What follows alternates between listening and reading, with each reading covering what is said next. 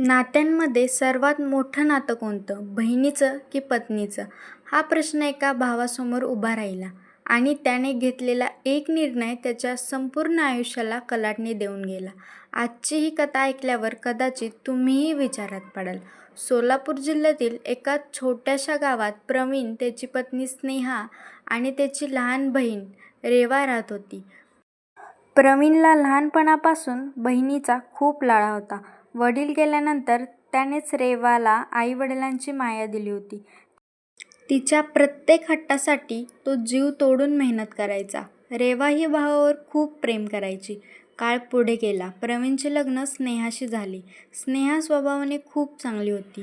ती रेवाला सख्ख्या बहिणीसारखं मानायची. तिच्यासाठी कपडे आणायची, आवडीचे पदार्थ बनवायची. पण हळूहळू रेवाच्या मनात बदल होऊ लागला. तिला वाटू लागलं की लग्नानंतर भाऊ तिच्यापासून दूर गेला आहे. एक दिवस रेवा तिच्या मैत्रिणीला म्हणाली, पूर्वी भाऊ फक्त माझा होता, आता प्रत्येक गोष्टीत वहिनी आल्या आहेत. त्या दिवसापासून तिने स्नेहाबद्दल रेवाच्या मनात गैरसमज निर्माण करायला सुरुवात केली. कधी म्हणायची वहिनी मला टोमणे मारतात, कधी म्हणायची त्यांना मी घरात नको आहे. प्रवीण बहिणीवर खूप विश्वास ठेवत होता. त्यांनी कधीही स्नेहाची बाजू ऐकून घेतली नाही. घरात रोज भांडण वाढू लागली. एक दिवस तर रेवाने खोटा आरोप केला. दादा, वहिनी म्हणाली की तू आमच्यावर ओझा आहेस.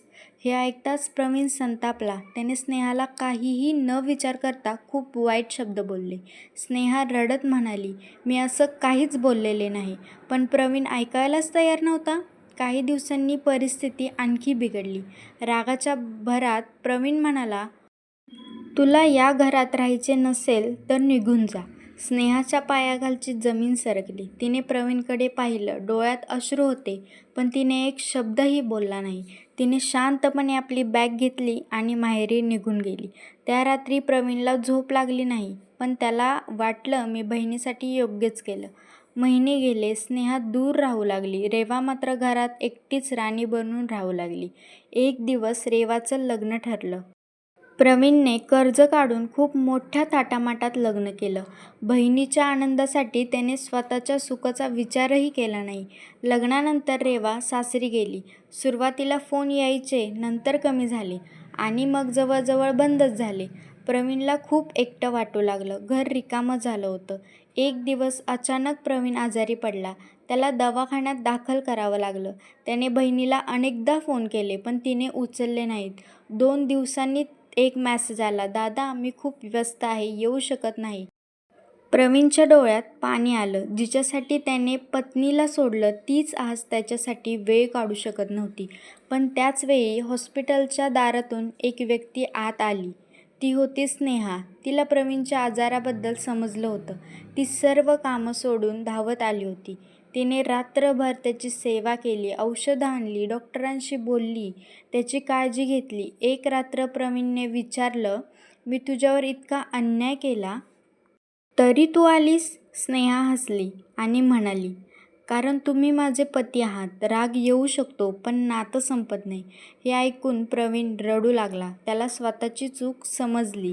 घरी आल्यानंतर त्याने स्नेहाची माफी मागितली.